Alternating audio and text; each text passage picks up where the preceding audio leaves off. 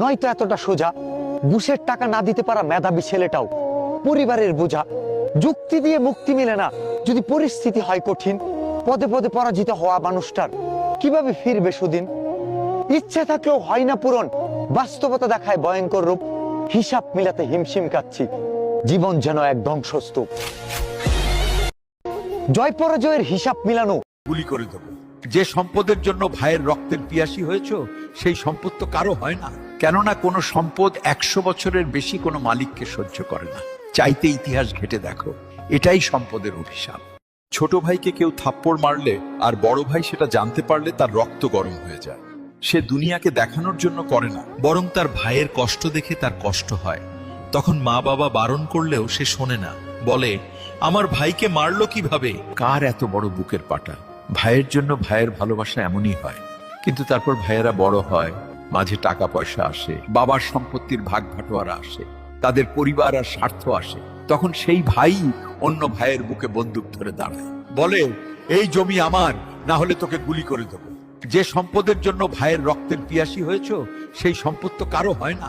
কেননা কোনো সম্পদ 100 বছরের বেশি কোনো মালিককে সহ্য করে না। চাইতে ইতিহাস ঘেটে দেখো, এটাই সম্পদের অভিশাপ। ছোট ভাই নিজের বাবা মা ভাই বোন আত্মীয় স্বজনের কাছ থেকে যদি সে ঠিক মতো টাকা আয় না করতে পারে, এরপর সে মানসিক নির্যাতনের শিকার হয় নিজের প্রেমিকা বা স্ত্রীর কাছে যদি সে পুরুষ নিজের প্রেমিকা বা স্ত্রীর চাহিদা পূরণ করতে না পারে। আর শেষে পুরুষ অনেক বেশি মানসিক নির্যাতনের শিকার হয় নিজের সন্তানদের কাছ থেকে যদি তাদের সব চাহিদা পূরণ করতে না পারে। আসলে পুরুষকে কেউ কোনোদিন ভালোবাসেনি, কারণ পুরুষ হলো চাহিদার মেশিন। চাহিদা মেটাতে পারলে বেশ, না পারলে শেষ। জীবনে কখনো কোনো মৃত ব্যক্তিকে গোসল করিয়েছেন আপনি? যদি ঠকে গেলে আফসোসের কিছু নেই, কারণ ঠকার জন্য নিজের মধ্যে অনেকগুলো গুণ থাকা লাগে। এই যেমন ভালো মনের মানুষ হতে হয়। জীবনে নুন রুটি খেয়ে দিন কাটিয়ে দিন, কিন্তু আপন জনদের কাছে কখনো হাত পা। যে নারী স্বামীর সম্মান রাখতে যায়, চালাক মানুষ চিনবেন।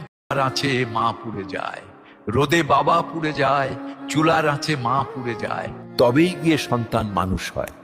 আর বড় হয়ে সেই সন্তানই বলে যে মা বাবা আমাদের জন্য করেছেটা কি। কারণ ঠকার জন্য নিজের মধ্যে অনেকগুলো গুণ থাকা লাগে। এই যেমন ভালো মনের মানুষ হতে হয়, ভালো চিন্তা ভাবনার মানুষ হতে হয়, মানুষকে মন থেকে বিশ্বাস ও ভালোবাসতে জানতে হয়। আর ঠকানোর জন্য তো অমানুষ হলেই যথেষ্ট। ঠকে গেলে আফসোসের কিছু নেই।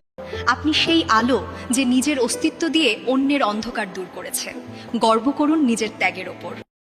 একটা কথা মনে রাখবেন, মোমবাতি যতক্ষণ জ্বলে ততক্ষণ তার প্রয়োজনীয়তা থাকে, ততক্ষণ সবাই তার আলোর প্রশংসা করে। কিন্তু যখন মোমবাতি নিজেকে পুড়িয়ে শেষ করে ফেলে, তখন তার গলে যাওয়া অংশটুকু কেউ রাখে না, আবর্জনায় ফেলে দেয়। ঠিক তেমনি আপনি যতক্ষণ নিজেকে পুড়িয়ে অন্যের উপকার করবেন, ততক্ষণ আপনি সবার কাছেই প্রিয় ও গুরুত্বপূর্ণ থাকবেন। যেই আপনার দেওয়ার মতো কিছু থাকবে না, আপনার নিজের পরিবার ও সমাজ আপনাকে আবর্জনা মনে করবে। কিন্তু মনে রাখবেন, আপনি আবর্জনা নন, আপনি সেই আলো যে নিজের অস্তিত্ব দিয়ে অন্যের অন্ধকার দূর করেছে। গর্ব করুন নিজের ত্যাগের ওপর। ছিল আপনার টাকার অবস্থা যদি ভালো না থাকে, তবে আপনারই পরিবারের লোকজনই চাকরের মতো আচরণ করবে। পরিবার ততক্ষণই পরিবার যতক্ষণ আপনার অবস্থান শক্ত বা মজবুত থাকে, নতুবা পরিস্থিতির সাথে সাথে সম্মানও বদলে যায়। যখন নিজের মানুষরাই আপনাকে নিয়ে তামাশা বানায়, তখন বুঝে নেবেন তারা আসলে কখনোই আপন ছিলই না। ওটা কেবল মুখের ওপর একটা ছায়া ছিল। নয় সে নিরুপায়, আর যে ঠকায় সে চালাক নয়, সে বেঈমান।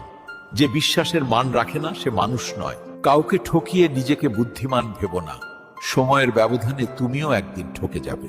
যে অন্যের খুশি ছিনিয়ে নেয়, তার সুখের মেয়াদ বেশি দিন হয় না।